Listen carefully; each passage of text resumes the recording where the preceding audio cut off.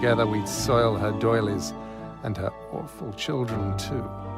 The youth is no excuse for bad taste. Hi there, it's Kevin Van Ord standing in for reviewer Cameron Woolsey to bring you the video review for Wayward Manor.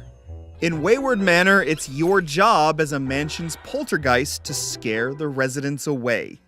This is a modest puzzle game featuring plenty of good-natured charm and slapstick humor, but you're not the only one haunting the manor's creaking halls.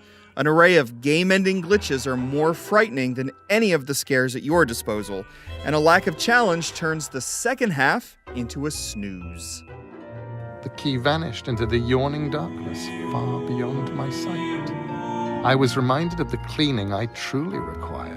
As the manor's sole guardian, you must move from room to room, scaring away unwanted guests. You approach this goal by manipulating certain objects in a room marked with an eerie spectral glow.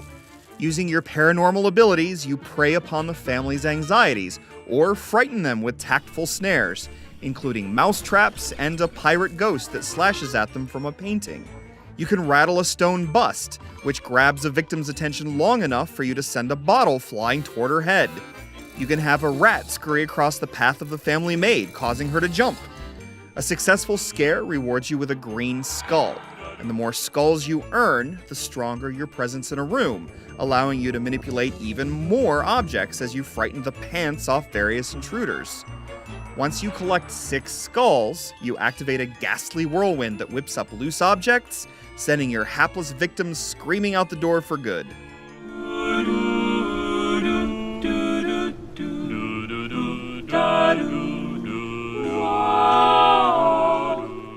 At first, there's a sense of discovery in solving Wayward Manor's puzzles, but the excitement dissipates quickly.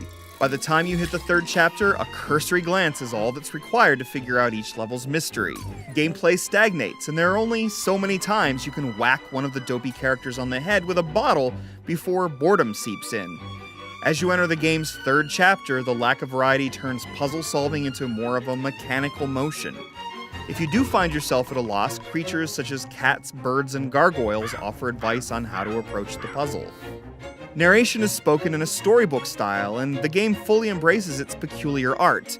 The multi-storied manor is warped and cartoonish, yet still macabre.